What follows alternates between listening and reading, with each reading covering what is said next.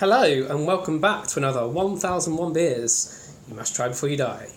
I've got another Belgian beer. I've been really racking through these Belgian beers and it's another strong one. So this isn't an old one though, this is first brewed in 2009. It's 7.5% and it is Gruut Bruin or Bruin Gruut, whichever however you want to call it. A secret blend of herbs and spices. So I'm hoping it doesn't taste like Kentucky Fried Chicken. That would be weird, but we'll see. It says smooth blended Bruin with a rich fruity flavour. So it's a brown beer. Bruin means brown in the local language there. So it's from the town of Ghent, which I've been to before. Lovely, lovely town in Belgium. I always describe it as brews without the tourists. So not much else to say from the bottle. There's it's got some sort of landmark there in the back, very, very lightly from Ghent there. But it is not a family brewer, so it's a newish brewery. So it's brewed on the left bank of the River Lye in Ghent. So there we go. It's a proper Ghentish beer. Right, so let's crack this open and then we'll talk about the beer itself.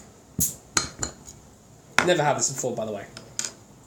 Never even heard of it before. Got a nice glass here from Twyford Beer Festival, which was only held a week or so ago. This would almost certainly be bottle conditioned.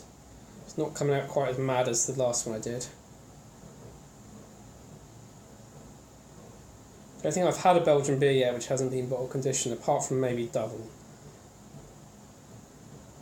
Yeah, so I'm seeing a little bit in the bottom there. Leave that to one side.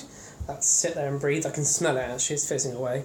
So it says, a sleek and glossy chestnut brown in the glass with a thick head of foam. It is. It does look kind of hazy, glossy.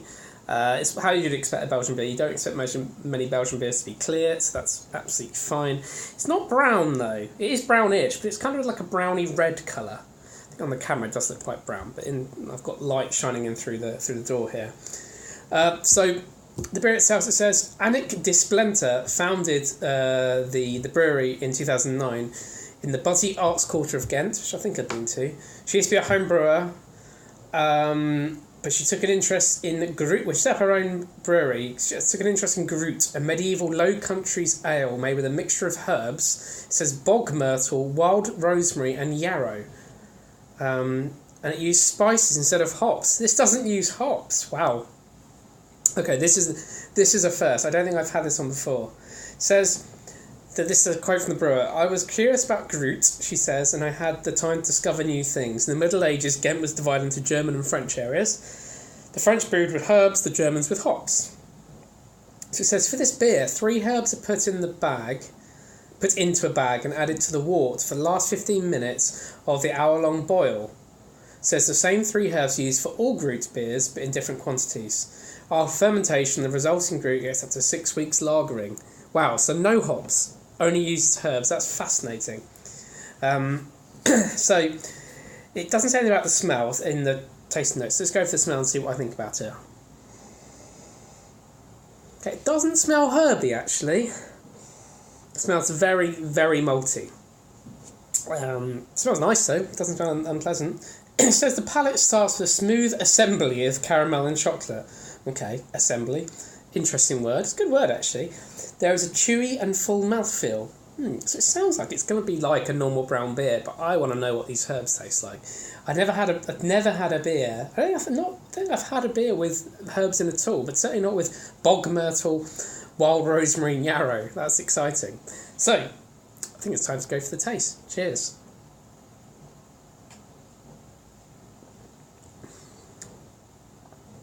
Oh, that's very, very tasty. Very smooth. It's almost sort of creamy. Total like creamy caramel. I don't get any chocolate, but I totally get the caramel. I wouldn't call it chewy. It's got a full mouthfeel, but it's not chewy at all. That is a beautiful beer.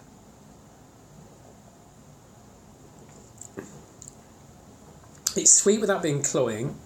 It's smooth and it is malty without being overly malty. It basically is a very smooth, slightly sweet brown beer. But you can taste the booze. It doesn't taste like an English brown beer. Much too sweet for that. it just slips down. It's very, again, a very dangerously quaffable beer that's quite high in alcohol.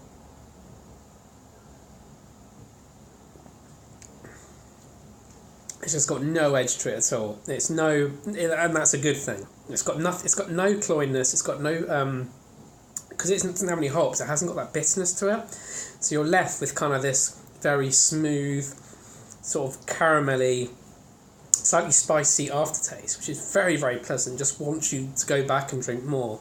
I could totally see how this could be paired really well with certain types of food. I imagine a lot of Belgian food would go quite well with this.